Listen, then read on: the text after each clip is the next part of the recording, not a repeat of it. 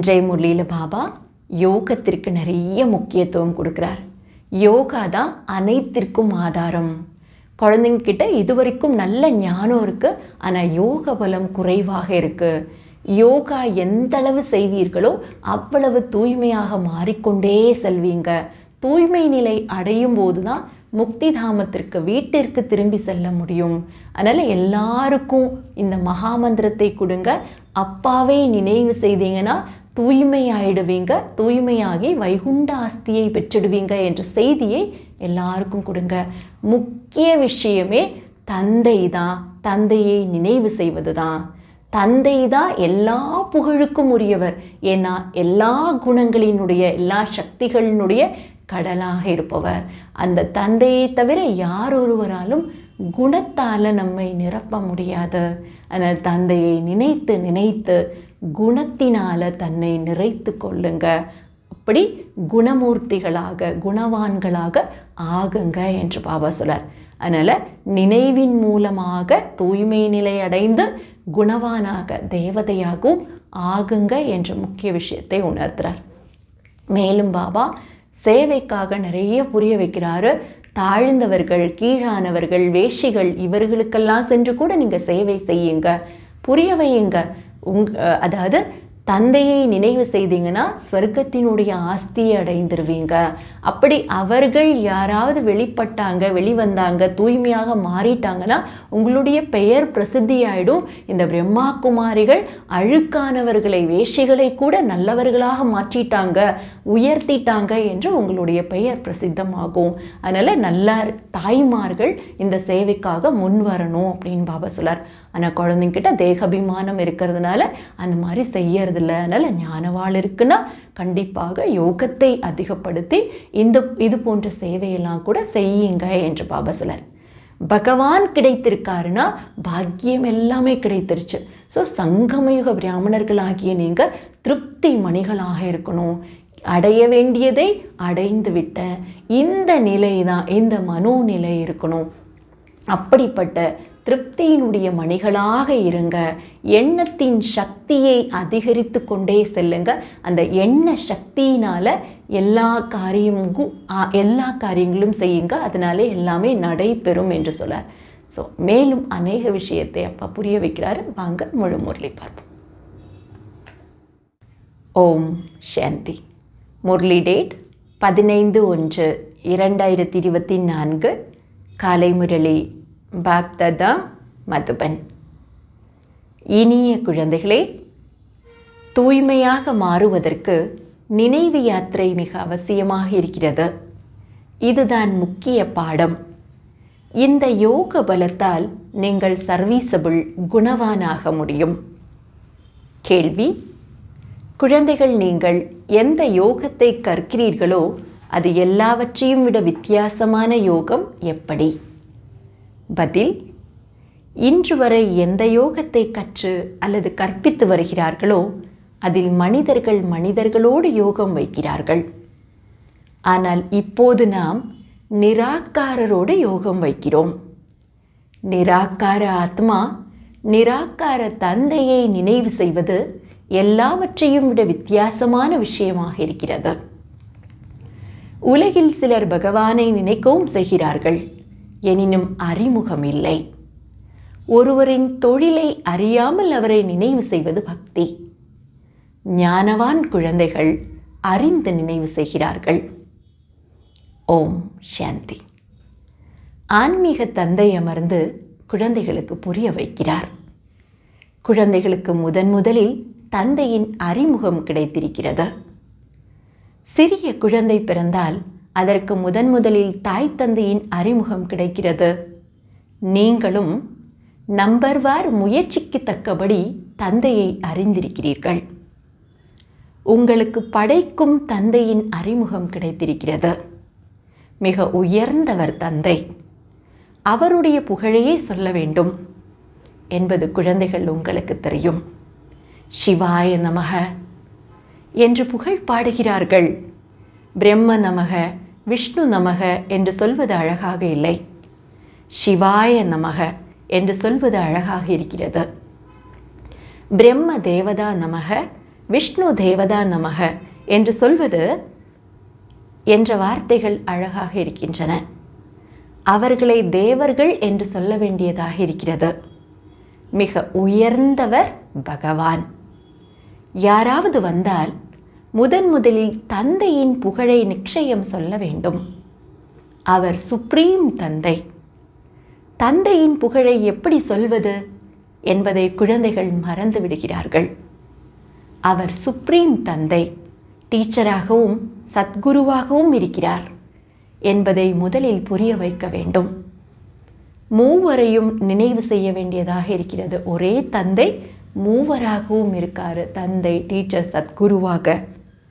சொல்லப்போனால் 3 உருவிலும் சிவபாபாவையே நினைவு செய்ய வேண்டும்.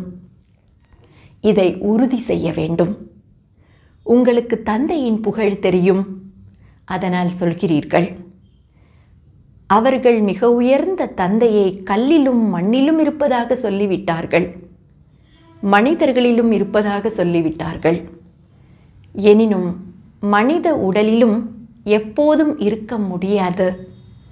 அவரோ கடனுக்கு மட்டும் பெறுகிறார், லோனாக உடலை எடுக்கிறார். நான் இவரது உடலை, பிரம்மாவினுடைய உடலை ஆதாரமாக பெறுகிறேன் என்று தந்தை தானே சொல்கிறார். அதனால் தந்தை சத்தியமானவர் என்ற முதலாவது விஷயத்தை உறுதி செய்ய வேண்டும்.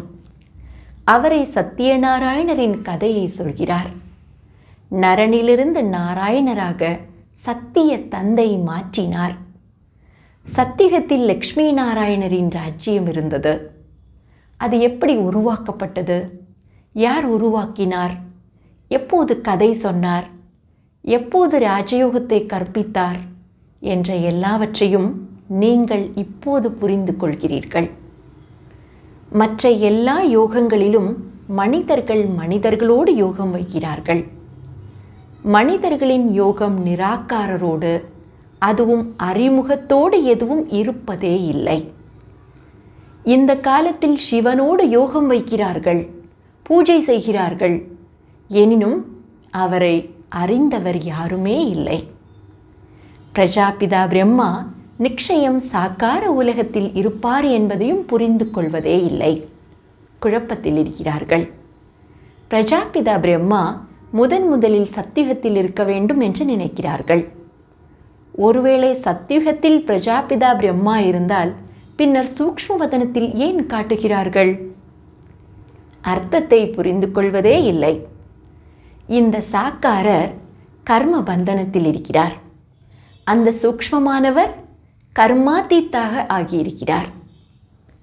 இந்த ஞானம் யாரிடமும் இல்லை. அப்போ சாக்கார பிரம்மா, அந்த அவ்யக்த பிரம்மா, இருவருடைய வித்தியாசம். யாருக்கிட்டையும் இந்த ஞானம் கிடையாது. ஞானத்தை கொடுப்பவர் ஒரே ஒரு தந்தை மட்டுமே. அவர் எப்போது வந்து ஞானத்தை கொடுப்பாரோ அப்போதே நீங்கள் பிறருக்கும் சொல்வீர்கள். தந்தையின் அறிமுகத்தை ஒருவருக்கு கொடுப்பது மிக மிக எளிது. அப்பாவை பற்றியே புரிய வைக்க வேண்டும். இங்கே முக்கிய விஷயமே பகவான் படிப்பிக்கிறாரு, பகவான் தான் புது உலக ஸ்தாபனை செய்கிறாரு என்ற ஒரு முக்கியமான விஷயம். அதுதான் அப்பா சொல்றாரு, அப்பாவை பற்றி புரிய வைக்க வேண்டும். அவர் அனைத்து ஆத்மாக்களுக்கும் எல்லையில்லாத தந்தையாக இருக்கிறார். ஒருவருக்கு அறிமுகத்தை கொடுப்பதில் எந்த சிரமமும் இல்லை, மிக எளிது. எனினும் நம்பிக்கை இல்லை என்றால், பயிற்சி இல்லை என்றால் ஒருவருக்கு புரிய வைக்க முடியாது. யாருக்கும் ஞானம் கொடுக்கவே இல்லை என்றால் அஞ்ஞானியாக இருக்கிறீர்கள். முக்கியமான விஷயம், ஞானத்தை பிறருக்கு சொல்ல முடியல என்றால் உங்களுக்கே ஞானம் தெரியாது என்று அப்பா சொல்றார். ஞானம் இல்லை என்றால் பக்தி இருக்கிறது, தேக அபிமானம் இருக்கிறது. ஆத்ம அபிமானியிடமே ஞானம் இருக்கும். ஆத்ம அபிமானியிடமே பரமாத்மாவினுடைய ஞானம் நிறைந்திருக்கும். நாம் ஆத்மாக்கள். நமது தந்தை பரம்பிதா பரமாத்மா. அவரை அப்பா, டீச்சர், சத்குருவாக இருக்கிறார். பிரஜாபிதா பிரம்மாவும் இருக்கிறார். தந்தை பிரஜாபிதா பிரம்மாவின் தொழிலை சொல்கிறார், அதோடு தனது தொழிலையும் சொல்கிறார். மனிதர்கள் சிவனையும் சங்கரரையும் சேர்த்து ஒன்றாக்கி விட்டார்கள். சங்கரர் கண்ணை திறந்த போது விநாசம் ஏற்பட்டது என்று சொல்கிறார்கள். இப்போது விநாசம் வெடிகுண்டுகளால், இயற்கை சீற்றங்களால் ஏற்படுகிறது. சிவசங்கர மகாதேவா என்று சொல்கிறார்கள். இந்த சித்திரங்கள் சரியானவை அல்ல. இவை அனைத்தும் பக்தி மார்க்க சித்திரங்கள். அங்கே அப்படி எந்த விஷயமும் இல்லை. பிரஜாபிதா பிரம்மாவும் தேகதாரி. எத்தனை எண்ணற்ற குழந்தைகள் இருக்கிறார்கள். அதனால் இந்த எல்லா சித்திரங்களும் பூஜைக்காக இருக்கின்றன. பக்தி மார்க்க சித்திரங்கள் எல்லாம் பூஜை செய்வதற்காக உருவாக்கப்பட்டிருக்கு. இவர் மனிதர். பிரஜாபிதா பிரம்மா மனிதர். அவர் சூக்ஷ்ம சரீரதாரி என்று தந்தை புரிய வைக்கிறார். அவ்யக்த பிரம்மா சூக்ஷ்ம சரீரதாரி. எப்போது சூக்ஷ்ம சரீரதாரி ஆகிறாரோ அப்போது ஃபரிஷ்தா ஆகிறார். மூலவதனம் சூக்ஷ்மவதனம் இரண்டும் நிச்சயம் இருக்கின்றன. சூக்ஷ்மவதனத்திற்கும் போகிறார்கள். எந்த பிரஜாபிதா பிரம்மா மனிதராக இருக்கிறாரோ அவரை ஃபரிஷ்தா ஆகிறார் என்று தந்தை புரிய வைக்கிறார். பின்னர் ராஜ்யத்தையும் அதில் காட்டுகிறார்கள். அப்போ சாதாரண மனிதர் பகவான் கிட்ட பாடம் படித்து ஏஞ்சலாக ஃபரிஷ்தாவாக ஆகிறாரு. ஃபரிஷ்தாவிலிருந்து ராஜ்யத்தை அடைகிறாரு தேவதையாகி. பின்னர் இவர் ராஜ்யம் செய்வார். சூக்ஷ்மவதனத்தின் சித்திரம் இல்லை என்றால் புரிய வைப்பது கடினமாக இருக்கும். உண்மையில் விஷ்ணுவிற்கு 4 கைகளின் உருவம் இல்லை. இது பக்தி மார்க்க சித்திரம். ஆத்மாவை பதீத்தத்திலிருந்து பாவனமாக மாற வேண்டும் என்று தந்தை புரிய வைக்கிறார். தூய்மையாகி தனது தாமத்திற்கு சென்றுவிடும். ஆத்மாக்கள் நிராகாரி உலகில் இருக்கின்றன. சாக்காரிகள் மனிதர்கள் இங்கே இருக்கிறார்கள். மற்றபடி சூக்ஷ்மவதனத்திற்கு எந்த முக்கிய கதையும் இல்லை. சூக்ஷ்மவதனத்தின் இரகசியத்தையும் தந்தை அமர்ந்து புரிய வைக்கிறார். அதனால் மூலவதனம் சூக்ஷ்மவதனம் பின்னர் இருப்பது ஸ்தூலவதனம். அதனால் முதலில் அனைவருக்கும் தந்தையின் அறிமுகத்தை கொடுக்க வேண்டும். பக்தி மார்க்கத்திலும் தந்தையை ஹே பகவான் ஹே பிரபு என்று அழைக்கிறார்கள். அவரை தெரிந்து கொள்வதே இல்லை. சிவபரமாத்மாய நமஹா என்று எப்போதும் சொல்கிறார்கள். சிவ தேவதாய நமஹா என்று ஒருபோதும் சொல்வதே இல்லை. பிரம்ம தேவதாய நமஹா என்று சொல்கிறார்கள். சிவனை பரம்பிதா பரமாத்மா என்று சொல்கிறார்கள். சிவ தேவதாய நமஹா என்று ஒருபோதும் சொல்வதே இல்லை. சிவ பரமாத்மா என்றே சொல்வார்கள். அவரை பிறகு சர்வவியாபி என்று சொல்ல முடியாது. பதீத்தர்களை பாவனமாக, தூய்மையற்றவர்களை தூய்மையாக மாற்றும் வேலையை செய்ய வேண்டும் என்றால் கல்லிலும் மண்ணிலும் சென்று செய்வாரா என்ன? இதைதான் கார் இருள் என்று சொல்கிறார்கள். இதுவும் டிராமாவில் நிச்சயிக்கப்பட்டுள்ளது. எப்போதெல்லாம் தர்ம நிந்தனை ஏற்படுகிறதோ என்று தந்தை வந்து புரிய வைக்கிறார். யாருக்கு நிந்தனை? அந்த மனிதர்கள் ஸ்லோகத்தை சொல்லி அர்த்தத்தை சொல்கிறார்கள். குழந்தைகள், நீங்கள் அங்கே சென்று பார்க்க வேண்டும். கீதையினுடைய ஸ்லோகன் சொல்லி அர்த்தம் சொல்லக்கூடிய அந்த மாதிரி இடங்களுக்கு செல்லுங்கன்றார் அப்பா. நாங்கள் இதன் அர்த்தத்தை புரிய வைக்கிறோம். எப்போதெல்லாம் தர்மத்திற்கு நிந்தனை ஏற்படுதோ அப்போது மீண்டும் தர்மம் ஸ்தாபிக்க தந்தை வராரு. எந்த தர்மத்தை? சுகத்தினுடைய தர்மம், சாந்தியினுடைய தர்மம், ஆனந்தத்தினுடைய தர்மத்தை ஸ்தாபிக்க மீண்டும் தந்தை வந்திருக்காரு. நாங்கள் இதன் அர்த்தத்தை புரிய வைக்கிறோம் என்று சொல்ல வேண்டும். பின்னர் உடனே அமர்ந்து சொல்ல வேண்டும். நீங்கள் பிரம்மா குமார குமாரிகள் என்பதை அப்படியே ஒன்று புரிந்து கொள்ள மாட்டார்கள். வெள்ளையாடை இருக்கலாம், எனினும் முத்திரை ஒன்றும் பதிக்கவில்லை. நீங்கள் எங்கே வேண்டுமானாலும் சென்று கேட்க முடியும் மற்றும் இதன் அர்த்தத்தை சொல்லுங்கள். அவர்கள் தர்ம நிந்தனை ஏற்படும் போது பகவான் வருவாருன்னு சொல்றாங்க. ஆனா வந்திருக்காரு என்பது யாருக்கும் தெரியாது, நமக்கு தான் தெரியும். நீங்கள் எங்கே வேண்டுமானாலும் சென்று கேள்வி கேட்க முடியும். இதன் அர்த்தத்தை சொல்லுங்கள் என்று கேள்வி கேட்க முடியும். அவர்கள் என்ன சொல்வார்கள் என்பதை பாருங்கள். மற்றபடி இத்தனை சித்திரங்கள் விளக்கமாக புரிந்து கொள்வதற்காக இருக்கின்றன. அளவற்ற ஞானம் இருக்கிறது. கடலை மையாக்கினாலும் அதற்கு எல்லை காண முடியாது. பரமாத்மாவினுடைய ஞானத்தை எழுத முழு கடலை மையாக்கி எழுதினாலும் மகிமை எழுத முடியாது. பின்னர் நொடியின் விஷயத்தையும் சொல்லியிருக்கிறார். தந்தையின் அறிமுகத்தை மட்டும் கொடுக்க வேண்டும். அதே எல்லையற்ற தந்தை ஸ்வர்க்கத்தை படைக்கிறார். நாம் அனைவரும் அவரது குழந்தைகள், சகோதரர்கள். அதனால் நிச்சயம் ஸ்வர்க்கத்தின் ராஜ்யம் இருக்கும். பகவானுடைய குழந்தை, பகவான் ஸ்வர்க்கத்தை படைக்கக்கூடியவர்னால் குழந்தைகள் நாம கூட ஸ்வர்க்க பாக்கியத்தை அடைவோம். எனினும் அனைவருக்கும் கிடைக்க முடியாது. பாபா பாரதத்தில்தான் வருகிறார். மேலும் பாரதவாசிகளே ஸ்வர்க்கவாசியாகிறார்கள். மற்றவர்கள் பிற்காலத்தில் வருகிறார்கள். இது மிகவும் எளிது. எனினும் புரிந்து கொள்வதே இல்லை. தந்தைக்கு அதிசயமாக இருக்கிறது. ஒரு நாள் வேஷிகள் போன்றோரும் வந்து கேட்பார்கள். பிற்காலத்தில் வருபவர்கள் வேகமாக முயற்சி செய்வார்கள். யாராவது அங்கும் சென்று சேவை செய்யலாம், வேஷிகளுக்கு கூட புரிய வைங்க என்றார். பலருக்கு வெட்கம் வருகிறது. தேகாபிமானம் அதிகமாக இருக்கிறது. வேஷிகளுக்கும் புரிய வைக்க வேண்டும் என்று தந்தை சொல்கிறார். அவர்களே பாரதத்தின் பெயரை விழ வைத்தார்கள். இதில் முக்கியமாக யோக பலம் தேவை. முற்றிலும் தூய்மையற்றவர்களாக இருக்கிறீர்கள். தூய்மையாக மாறுவதற்கு நினைவு யாத்திரை தேவை. அந்த இடத்துக்கு சென்று புரிய வைக்கணுன்றார் பாபா. அழுக்கிலிருந்து தூய்மையாக மாறணும் என்றால் ஈஸ்வரிய நினைவு தேவை. இப்போது அந்த நினைவின் பலம் கொஞ்சம் குறைவாக இருக்கிறது. ஒருவரிடம் ஞானம் இருந்தால் நினைவு குறைவாக இருக்கிறது. கடின பாடமாக இருக்கிறது. யோகா என்ற பாடம் கொஞ்சம் கடினமாக இருக்கிறது. இதில் எப்போது பாஸ் ஆவீர்களோ அப்போது வேஷிகளை கரை சேர்க்க முடியும். நல்ல நல்ல அனுபவி தாய்மார்கள் சென்று புரிய வைக்க வேண்டும். கன்னியர்களுக்கு அனுபவம் இருப்பதில்லை. தாய்மார்கள் புரிய வைக்கலாம். தூய்மையாக மாறினால் உலகின் எஜமானர் ஆவீர்கள் என்று தந்தை சொல்கிறார். அப்போ வேஷ்யாலயத்திற்கு சென்று கூட புரிய வையுங்க. தூய்மையாக மாறினீங்கன்னா ஸ்வர்க்கத்திற்கு செல்ல முடியும் என்று தந்தை சொல்றாரு என்று சொல்லுங்க.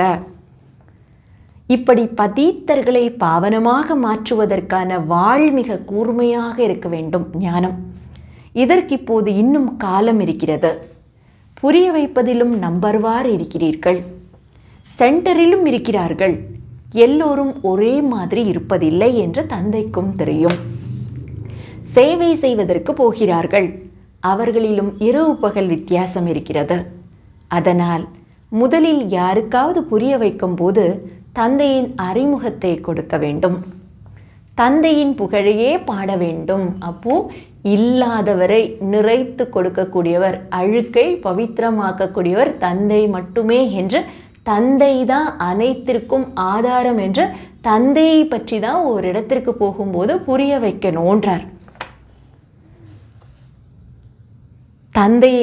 தந்தையின் புகழையே பாட வேண்டும். இத்தனை குணங்கள் தந்தையை தவிர வேறு யாரிடமும் இருக்க முடியாது.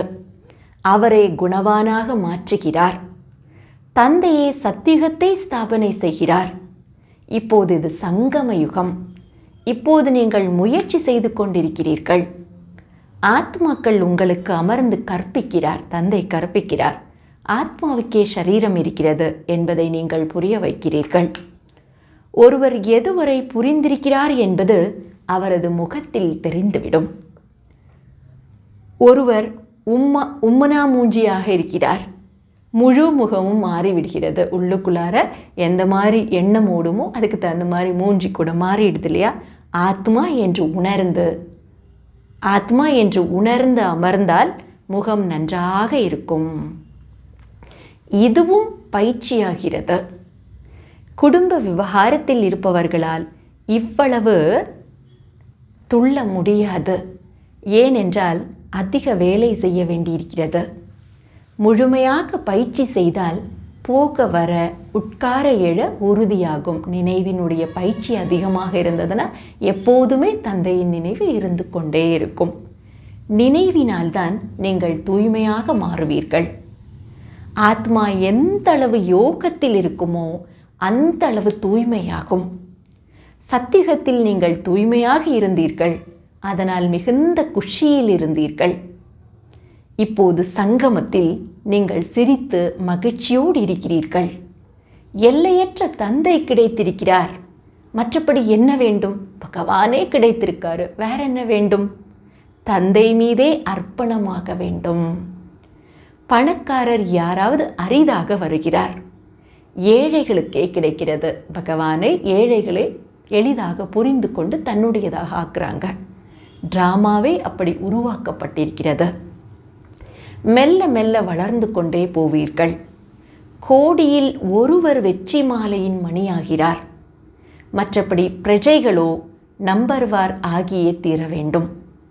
எவ்வளவு எண்ணற்றவர்கள் ஆவார்கள், பிரஜைகளாக தான் அதிகமானவர்கள் ஆவது.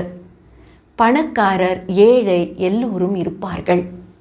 இங்கே ராஜதானியின் ஸ்தாபனை முழுமையாக நடந்து கொண்டிருக்கிறது. சத்தியத்திலும் உயர்ந்த தாழ்ந்த பதவியிற்குள்ளே அதற்கான ஸ்தாபனை நடந்து கொண்டிருக்கிறது.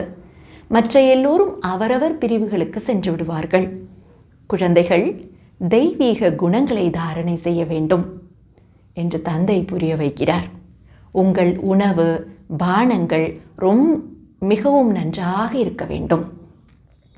நான் இன்ன பொருளை சாப்பிட வேண்டும் என்ற ஆசை உங்களுக்கு ஒருபோதும் வரக்கூடாது. இந்த ஆசைகள் இங்கே வருகின்றன.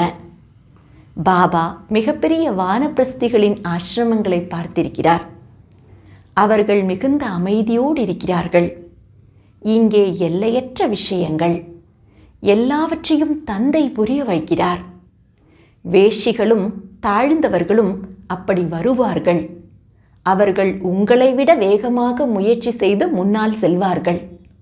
ஃபர்ஸ்ட் கிளாஸ் பாடலை பாடுவார்கள். அதை கேட்டாலே மகிழ்ச்சியின் அளவு அதிகரிக்கும். எப்போது அப்படி தாழ்ந்தவர்களுக்கும் நீங்கள் புரிய வைத்து உயர்ந்தவர்களாக மாற்றுவீர்களோ அப்போது உங்கள் பெயரும் மிக உயர்வாகும். இவர்கள் வேஷிகளையும் இவ்வளவு உயர்ந்தவர்களாக மாற்றுகிறார்கள் என்று சொல்வார்கள். நாங்கள் சூத்திரர்களாக இருந்தோம், இப்போது பிராமணர்கள் ஆகியிருக்கிறோம். பின்னர் நாங்கள் தேவதா சத்திரியர் ஆவோம் என்று தாமே சொல்வார்கள். இவர்களுக்கு ஏதாவது முன்னேற்றம் ஏற்படுமா இல்லையா என்று தந்தை ஒவ்வொருவரையும் புரிந்து கொள்ள முடியும். கடைசியில் வருபவர்கள் அவர்களை விட முன்னால் சென்று விடுவார்கள். போக போக நீங்கள் எல்லாவற்றையும் பார்ப்பீர்கள். இப்போதும் பார்த்து கொண்டிருக்கிறீர்கள். புதிய குழந்தைகள் சேவையில் எவ்வளவு ஆர்வம் கொள்கிறார்கள். நல்லது. இனிமேலும் இனிமையான காணாமல் போய் கண்டெடுக்கப்பட்ட செல்ல குழந்தைகளுக்கு தாய் தந்தை பாப்தாதாவின் அன்பு நினைவுகள் மற்றும் காலை வணக்கம். ஆன்மீக குழந்தைகளுக்கு ஆன்மீக தந்தையின் நமஸ்காரம். ஆன்மீக தந்தைக்கு ஆன்மீக குழந்தைகளின் அன்பு நினைவும் காலை வணக்கமும் நமஸ்காரமும். தாரணைக்கான முக்கிய சாரம் 1. பதீத்தர்களை பாவனமாக மாற்றும் சேவை செய்யுங்கள். வேஷிகளுக்கும் தாழ்ந்தவர்களுக்கும் ஞானம் கொடுங்கள். விழுந்தவர்களை தூக்கிவிடுங்கள். அவர்களுக்கு நன்மை செய்யுங்கள், அப்போது பெயர் பிரசித்தமாகும். 2. சுயத்தின் பார்வையை பவித்திரமாக மாற்றுவதற்கு நான் ஆத்மாவோடு பேசுகிறேன் என்பதை போக வர பயிற்சி செய்யுங்கள். தந்தையின் நினைவில் இருந்தால் தூய்மையாக மாறிவிடுவீர்கள். வரதானம். அநாதி சொரூபத்தின் நினைவு மூலமாக திருப்தியை அனுபவம் செய்யும் பிறரையும் செய்விக்கும் திருப்தி மணி ஆகுக. அநாதி சொரூபத்தின் நினைவு மூலமாக திருப்தியை அனுபவம் செய்து பிறரையும் செய்விக்கும் திருப்தி மணி ஆகுக. உங்கள் அநாதி மற்றும் ஆதி சொரூபத்தை நினைவிற்கு கொண்டு வாருங்கள். அந்த நினைவு சொரூபத்தில் நிலைத்து விடுங்கள். அப்போது தனக்குத்தானே திருப்தியாக இருப்பீர்கள். பிறருக்கும் திருப்தியின் விசேஷத்தை அனுபவம் செய்ய வைப்பீர்கள். அதிருப்தியின் காரணம் அப்ராப்தி. அதிருப்தியின் காரணம் அப்ராப்தி. எதை பெற வேண்டுமோ அதை பெற்றுவிட்டேன் என்பது உங்கள் ஸ்லோகன். தந்தையினுடையவராக மாறுவது என்றால் ஆஸ்திக்கு அதிகாரியாவது. அப்படிப்பட்ட அதிகாரி ஆத்மாக்கள் சதா நிறைந்த திருப்தியாக இருப்பார்கள். தந்தையை அடைந்தவர்கள் சதா நிறைந்த திருப்தியாக இருப்பார்கள். ஸ்லோகன்: தந்தைக்கு சமமாக மாறுவதற்கு புரிந்து கொள்வது, விரும்புவது மற்றும் செய்வது, இந்த மூன்றும் சமமாக இருக்க வேண்டும். தந்தைக்கு சமமாக மாறுவதற்கு புரிந்து கொள்வது, விரும்புவது மற்றும் செய்வது, இந்த மூன்றும் சமமாக இருக்க வேண்டும். ஃபரிஷ்தா ஸ்திதியை அனுபவம் செய்வது. வரதானி ரூபத்தில் சேவை செய்வதற்கு முதலில் தன்னிடம் சுத்த எண்ணங்களை தாரணை செய்யுங்கள். வரதானி ரூபத்தில் சேவை செய்வதற்கு முதலில் தன்னிடம் சுத்த எண்ணங்களை தாரணை செய்யுங்கள். முழு நாளும் சுத்த எண்ணங்களின் கடலில் தவழ்ந்து கொண்டே இருங்கள். எந்த நேரம் வேண்டுமோ அந்த நேரம் சுத்த எண்ணங்களின் கடலில் ஆழத்திற்கு சென்ற அமைதி சொரூபமாக மாறிவிடுங்கள். உங்கள் இந்த ஆழமான அமைதி நிலை வாயுமண்டலத்தை மாற்றிவிடும். நீங்கள் தன்னை டபுள் லைட் ஃபரிஷ்தாவாக அனுபவம் செய்வீர்கள். ஓம் சாந்தி.